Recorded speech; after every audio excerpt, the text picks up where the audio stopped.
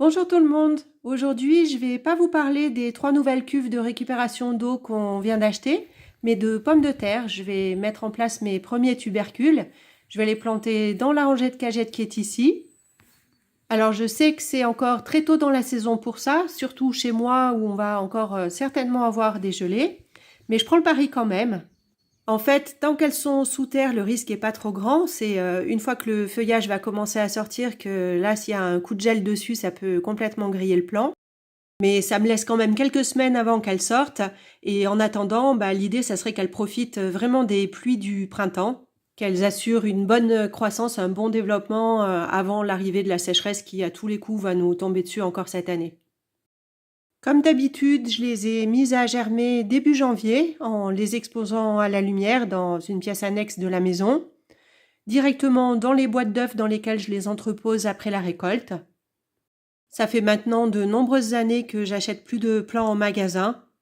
J'en conserve toujours une partie pour les semences de l'année suivante, notamment celles qu'on peut plus manger, qui sont vertes par exemple.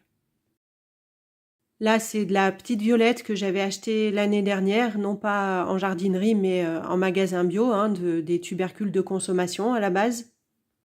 Elles n'avaient pas donné grand-chose en termes de productivité, mais bon, elles sont jolies, alors je réitère quand même cette année.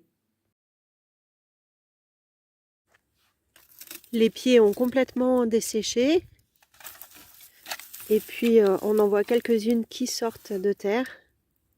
Donc je vais faire ça, et puis je vous montrerai le résultat. Déjà, ce que je peux dire, c'est que pour la récolte, par rapport à la couleur, c'est pas facile parce que comme elles sont très foncées, comme ça, presque noires, quand je gratte, j'ai beaucoup de mal à les repérer. Comme ma terre, c'est pas vraiment de la terre, c'est du compost. Bon, alors, résultat des courses, c'est minable. Au niveau rendement, j'ai ramassé les 6 cagettes. Et voilà ce que je récolte. En plus, on a des calibres qui sont plutôt petits.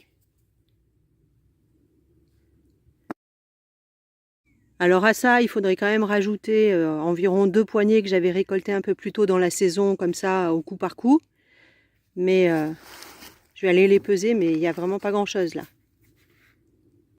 Je pense que la cause de ce mauvais rendement, c'est vraiment le manque d'eau, la sécheresse qu'on a subie cet été. J'ai eu beau arroser un petit peu dans les cagettes, c'était pas suffisant. Et puis comme en plus, il y a les choux qui sont plantés au milieu, il fallait qu'ils se partagent la ressource.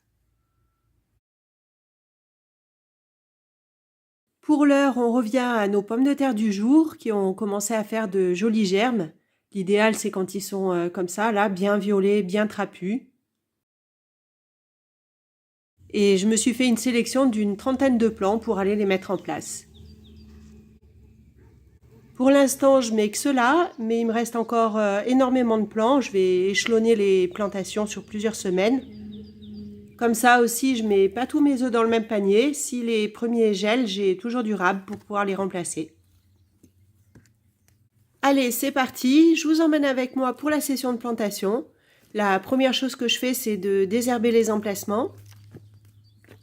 Je retire les mauvaises herbes et je les laisse tout simplement à côté. Elles vont se décomposer.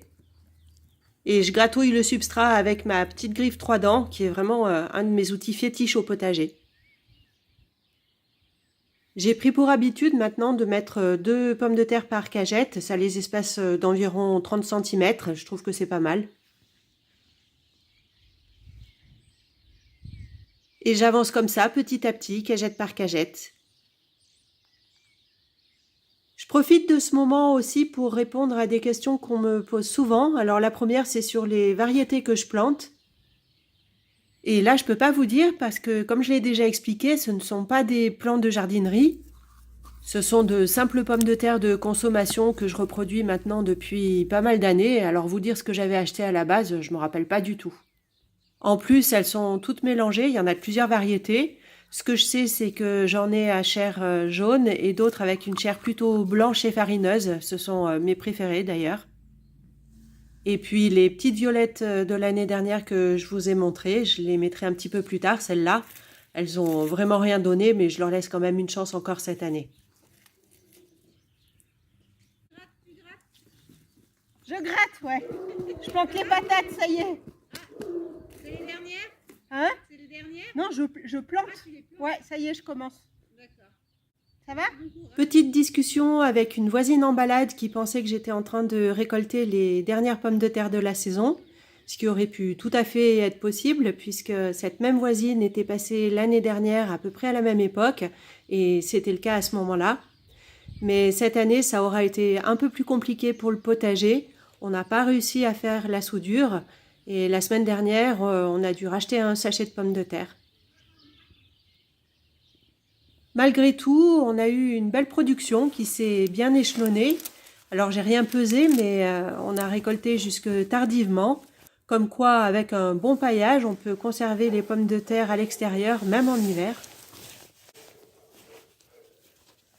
Pour moi, c'est un sacré avantage parce que je suis encore pas suffisamment organisée au niveau de la place pour pouvoir tout ramasser d'un coup et tout stocker à l'intérieur.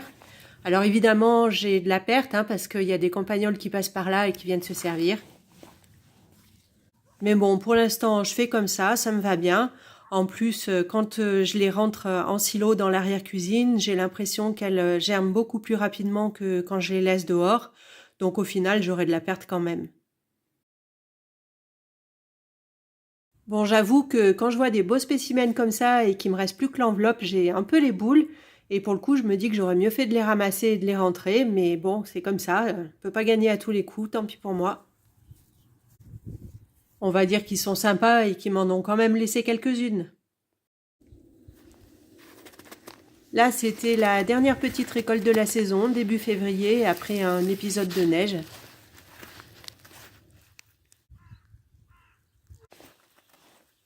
En guise de paillage, j'ai mis tout un tas de petites brindilles. C'est les déchets des tailles des arbustes ornementaux.